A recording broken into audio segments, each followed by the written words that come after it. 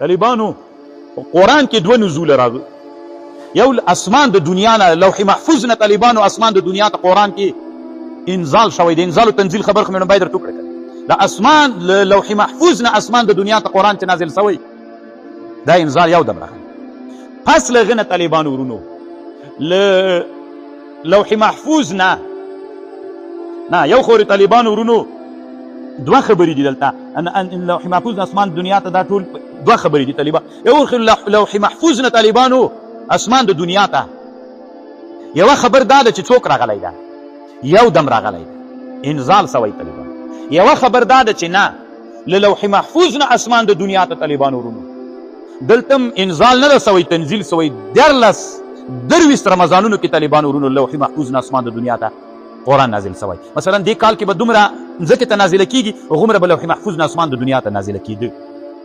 یعنې داسې له لوح محفوظ نه اسمان د دنیا ته انزال سوی که تنزیل، دوه خبرې دي. یوه رایه دا ده چې انزال سوی ټول یو دم نازل سوی، یو دا د طالبانو تنزیل سوی تدریجاً په 23 کلونو کې هلته هم نازل سوی. ټول کال کې څومره نازل کېده هلته نازل سوی. او راجح دا د طالبانو له اسمان د دنیا نه لوح محفوظ نه اسمان د دنیا ته څوک سوی، انزال سوی طالبانو، له هغه نه کته څوک سوی، بې تنزیل سوی. طالبان ورونو که نبی علیه السلام ته نبی خو نذیر و بشیر دواړه، نو دلته یې ولې ته نه نذیر ذکر که بشیر یې ونه ویلې؟ علامه قاضي زاد هغه وایي طالبانو، شیخ زاده وایي، شیخ زاده یوه خبر کړې طالبانو ډېره ښه خبر ده. هغه وایي صحیح د نبی علیه السلام نذیر و بشیر دواړه ده، ویرونکی هم د طالبانو زیری هم ورکوي. خو قانون و عادت داسې ده، ته چې یو ډاکټر ته ورغلې، ته چې یو ډاکټر ته ورسې، ډاکټر طالبانو اول سړي ته دوا ورښیي که اول پرهیز ورته ذکر کړي؟ داسې به ډاکټر ته تللي اول سړي ته وایي دغه شی به نه خوري، دی درته وایي دا دوا به خوري، تی به روغ جوړ شي. دغه دوا به خوري تی به روغ جوړ شي.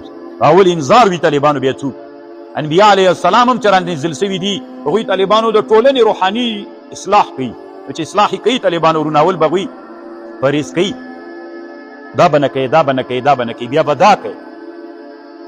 اول انذار وي طالبانو څوک، بیا څوک بیا بشارت وي. نو ځکه طالبانو ورونو دوی وایي چې دلته یې همداسې وکړي. طالبانو ورونو علامه شهاب الدین خفاجي رحمه الله وایي دا لام چې ده لیکون للعالمین نذیر، وي دا لام چې ده طالبانو دا لام د تعلیل دپاره ده. نو دې نه معلومیږي چې افعال د الله پاک معلل بالاغراض او معلل بالحکم دي. طالبانو ورونو یو مشهور سوال ده، یو مشهوره مسله ده په عقایدو کې ذکر کیږي، افعال د الله پاک معلل بالاغراض و معلل بالحکم دي که نه دي؟ یعنې د الله افعالو ته به علت و حکمت و غرض وایي که به نه ورته وایي؟ ولې الله عز وجل انسان ته برید ورکوي؟ سوال. ولې الله عز وجل د انسان په ګوتو کې دا منځنۍ ګوته جګه پیدا کړې؟ ولې؟ دې ولې ته به علت و غرض وایي که به نه وایي؟ دې تعبیر کوي ته ولې د اسمان رنګ شین دی؟ ولې الله زنا ناروا کړې؟ ولې الله عز وجل لواطت ناروا کړی؟ ولې الله عز وجل داسې کړي؟ د طالبانو د دې ولې تعلیل افعال د الله پاک معلل بالاغراض و معلل بالحکم دي که نه؟ طالبانو د اشاعره رایه دا ده، اشعریان وایي افعال د الله پاک معلل بالاغراض و معلل بالحکم نه دي. دا د اشعریانو رایه. او د احنافو او د حنابلو او د معتزلو رایه دا د طالبانو وایي افعال د الله پاک معلل بالاغراض و معلل بالحکم دي. ابن الهمام هم طالبانو دا مسله لیکلې ده. او د شرح المقاصد د تبتزاني څه د طالبانو په دې کې هم دا مسله سره دلته دا مسله ذکر کړې چې افعال د الله پاک معلل بالاغراض و معلل بالحکم دي. احناف، معتزله او حنابلو په رایه باندې. اشعریان وایي ولې طالبانو افعال د الله پاک معلل بالاغراض و معلل وایي؟ ځکه استکمال د الله په غیر باندې بیا راځي. ځکه که ته وایې چې الله د اسمان ولې شین پیدا کړی، که غرض ورته وایې نو استکمال د الله په غیر راغلی.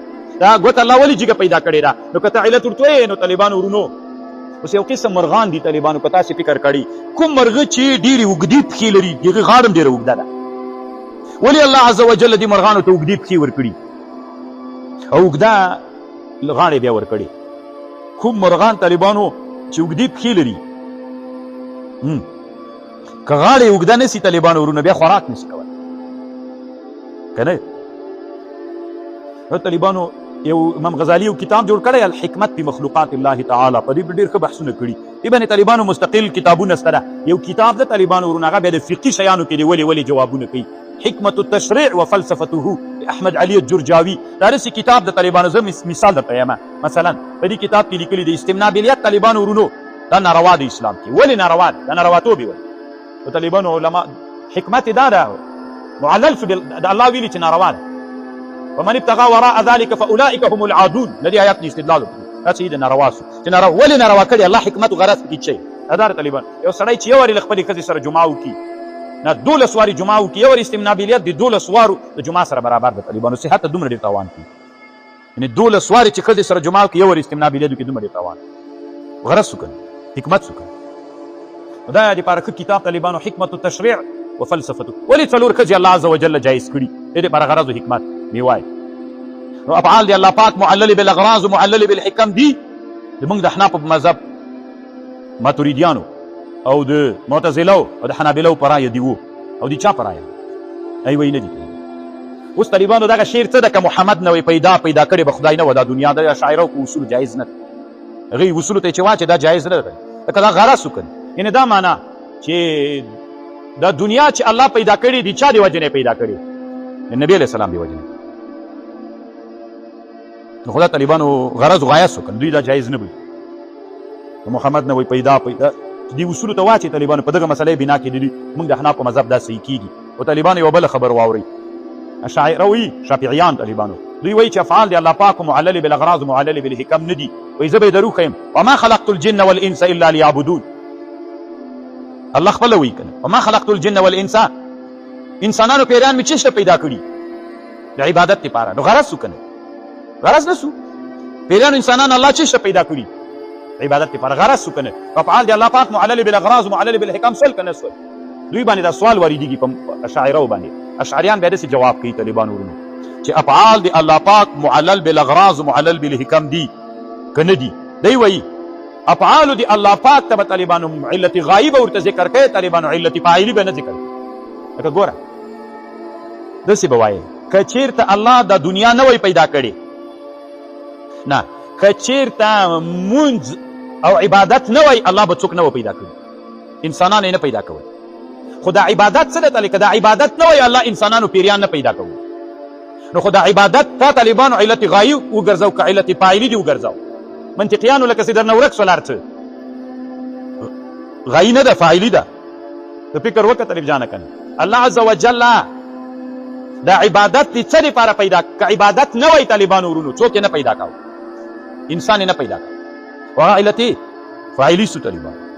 نو د هغې د وجې نه الله څوک پیدا کړو علت فاعلي سو. داسې دوی وایي نه ده جایز. داسې تعبیر به کوي الله انسان د څه دپاره پیدا کړ الله انسان د څه دپاره پیدا کړ د عبادت دپاره. خو د عبادت ته علت غایي وګرځو. د انسان غایت شی ده علت غایه ګرځوی سي طالبانو علت فاعلین داسې تعبیر به کوي الله انسان د څه دپاره پیدا کړی د عبادت دپاره. داسې تعبیر به نه کوي که عبادت نه وی الله انسان نه پیدا کړی داسې به نه کوي. دا د شاعرو رای علت غایي به یې نه ګرځوي طالبانو ورونو علت غایي به یې ګرځوي فاعلي به یې نه کوي. یو که محمد نه وی پیدا کړی به خدای نه و د دنیا دې خبره داسې کوي دوی داسې وایي. داسې به وایي داسې به نه وایي که رسول علیه السلام نه وی الله د دنیا نه پیدا کوله داسې به نه وایي. شاعره وایي داسې به نه وایي که رسول علیه السلام نه وایي دنیا الله نه پیدا کوله تا خو نبی علیه السلام بیا علت فاعلي وګرځي. داسې به وایي د نبی علیه السلام الله چېشته پیدا کړ چې دنیا پیدا کړي. نبی علیه السلام الله چېشته پیدا کړ چې دنیا پیدا کړي. داسې تعبیر به کوي نبی علیه السلام الله یې دې لپاره پیدا کړ چې دنیا پیدا کړي. داسې تعبیر به نه کوي که دی نه وی پیدا کړی دنیا یې نه پیدا کوله فاعلي یې مه کوي. نو نه پوهېږم چې تاسې ما په خبره پوه شولې که نه خو دا یوه خبر ده طالبانو.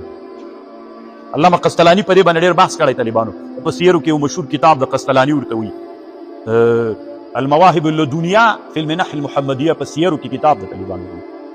نو افعال دی الله دلته ځکه دی وایي طالبانو ورونو ليكون للعالمين نذيرا. اللام لام دي تعلیل لپاره ده. ولې طالبانو نزل الفرقان على عبده ليكون للعالمين نذيرا. اگر چې دا سړی اشعري د طالبانو ویل خبرې نه داسې معلومیږي طالبانو چې د ده رایه هم دا ده چې افعال د الله پاک معلل بالاغراض او معلل بالحکم دي طالبان.